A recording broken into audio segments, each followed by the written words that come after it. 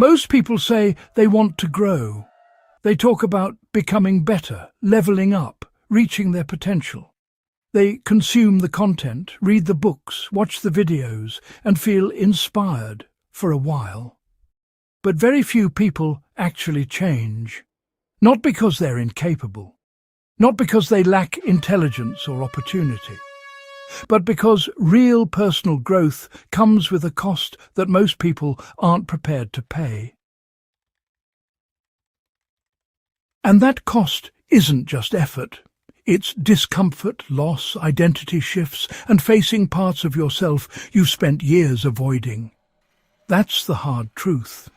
Growth sounds good in theory. In reality, it disrupts everything. So if you're serious about becoming someone different, not just thinking about it, not just talking about it, but actually doing it, you need to understand what you're stepping into. Because once you see it clearly, you stop romanticizing growth, and you start respecting it.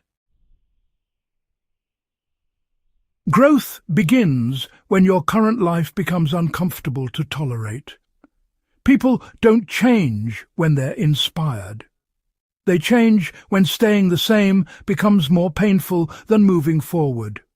That's why you can know exactly what you need to do and still not do it. Because awareness alone doesn't create action.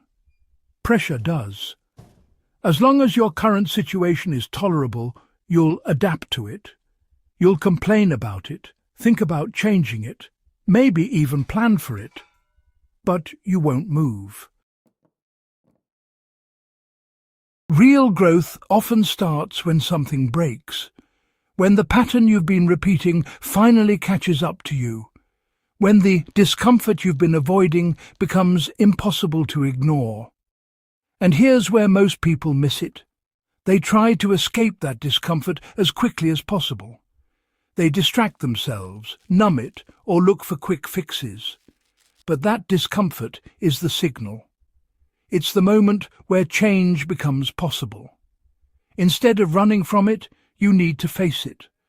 Sit with it long enough to understand what it's pointing to, because that's where your next step is. You will lose parts of yourself that once felt essential. Growth isn't just about adding new habits or skills, it's about letting go. Letting go of identities, beliefs, and behaviors that no longer serve you. And you know that process can feel like losing a part of who you are. Maybe you've always been the one who avoids conflict, the one who keeps the peace, the one who doesn't ask for too much.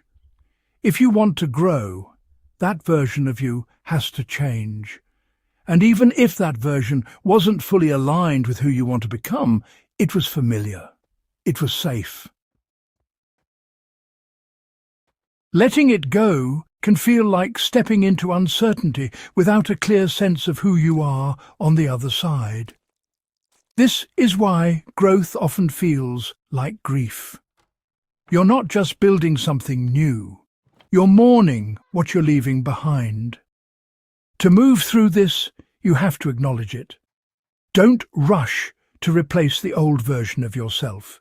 Give yourself space to process the shift, because pretending it doesn't matter only makes the transition harder. Discipline is less about motivation and more about identity. People often wait to feel motivated before they act. That's why consistency is so rare. Motivation is unstable. It comes and goes. It's influenced by mood, environment, energy levels. Identity, on the other hand, is stable. When you see yourself as someone who follows through, someone who does what they say they will do, your actions start to align with that. But identity isn't something you declare. It's something you build through repeated behavior. You don't become disciplined and then act. You act, and through that action, you become disciplined. This means doing what needs to be done even when it doesn't feel good, especially when it doesn't feel good. A practical way to approach this is to lower the threshold for action. Instead of aiming for perfection, aim for consistency. If your goal is to improve your focus, don't start with hours of deep work. Start with something manageable but non-negotiable. The key is not intensity, it's repetition. Because, repetition is what reshapes identity. You can't grow in the same environment that reinforces your old patterns. Environment matters more than most people admit. If you're surrounded by people who normalize the behaviors you're trying to change, staying consistent becomes harder. If your environment constantly triggers the habits you're trying to break, you'll spend more energy resisting than progressing.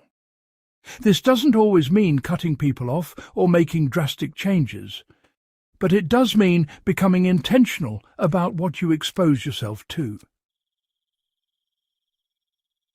Pay attention to how different environments affect you. Notice where you feel pulled back into old patterns. Then make adjustments. It could be as simple as changing your routine, limiting certain influences, or creating spaces where your new habits are easier to maintain. Growth isn't just internal, it's structural. You need to build a life that supports the person you're becoming. As you change, your relationships will shift. Some people will support your growth, while others, they'll feel uncomfortable with it.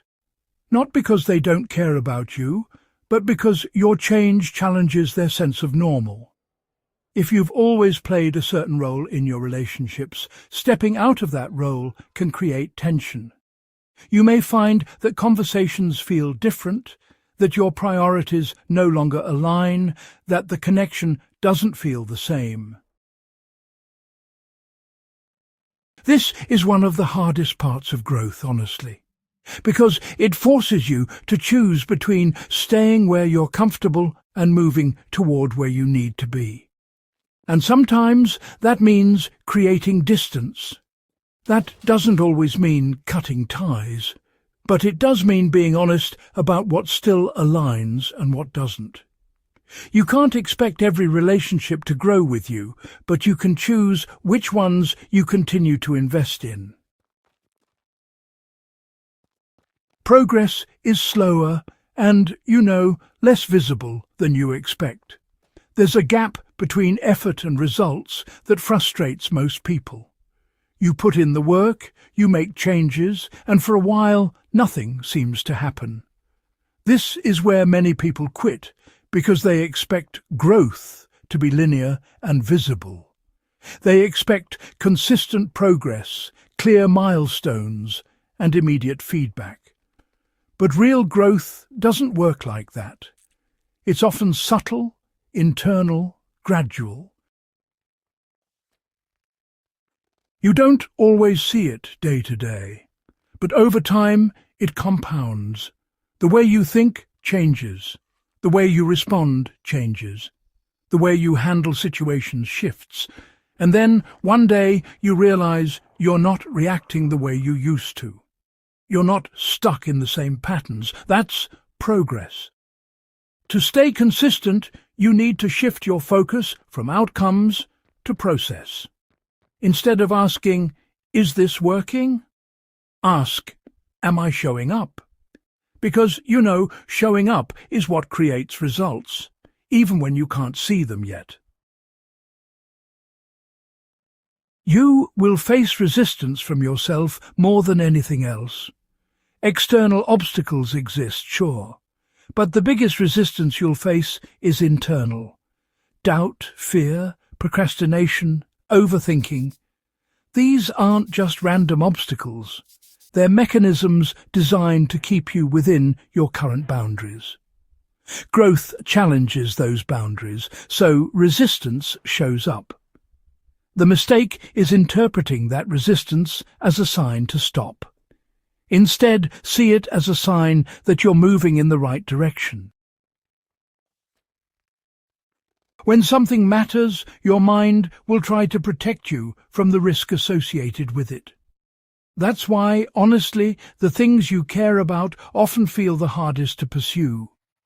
To move through this, you need to build tolerance for discomfort, not eliminate it, not avoid it, but work alongside it. Take action even when you don't feel ready, even when you're unsure. Because, well, waiting for the perfect moment is just another form of delay. Self-awareness without action keeps you stuck. Understanding yourself is important, but, it's not enough. You can know your patterns, your triggers, your tendencies, and still stay in the same place. Because awareness doesn't automatically lead to change. Action does. And action is where things get uncomfortable. It's one thing to recognize that you avoid difficult conversations. It's another to actually have them. It's one thing to understand that you overthink. It's another to make decisions without overanalyzing. This is where growth becomes real. When you start applying what you know, even imperfectly. A practical approach is to take one insight and turn it into one action. Not 10, not a complete overhaul, just one. Then repeat. Because honestly, consistency in action is what turns awareness into transformation. You won't always feel like the person you're becoming. There will be moments where the new version of you feels unnatural, where acting differently feels forced, where you question whether this is really who you are. That's normal, because you're operating outside of your usual patterns. Familiar behaviors feel natural because you've repeated them. New behaviors feel unfamiliar because you haven't. That doesn't mean they're wrong. It just means they're new. The key is to keep going long enough for them to become integrated. Because, what feels unnatural now can become second nature over time. But only if you stay consistent. Growth requires honesty that most people avoid. At the core of all of this is one thing: honesty. Not surface-level honesty, not the kind where you acknowledge what's easy to admit, but the kind where you confront what you've been avoiding. Your patterns, your choices, your role in your own outcomes. This isn't about blame, it's about responsibility. Because, as long as everything is external, nothing changes. When you take ownership, you create the possibility for change. That doesn't mean everything is your fault. It means you focus on what you can control. Your actions, your responses, your decisions. That's where your power is. And that's where growth begins. The reality is simple, but not easy. Personal growth is not a one-time decision. It's a continuous process. It's not always exciting. It's not always rewarding in the moment. Sometimes it's repetitive. Sometimes it's frustrating. Sometimes it feels like you're not making progress at all. But over time, it changes you. Not in a dramatic overnight way, but in a steady, grounded way. You become more aware, more intentional, more aligned with what actually matters to you. And that shift affects everything: your relationships, your work, your sense of self. So if you're here for real growth, not the kind that looks good on the surface, but the kind that actually changes how you live, then you already know what this requires: consistency, honesty, patience, and the willingness to keep going, even when it's not comfortable. If this is the kind of content you want more of, real, grounded, no shortcuts, make sure you subscribe and share this with someone who's ready to take this seriously. Because most people talk about growth. Very few actually commit to it.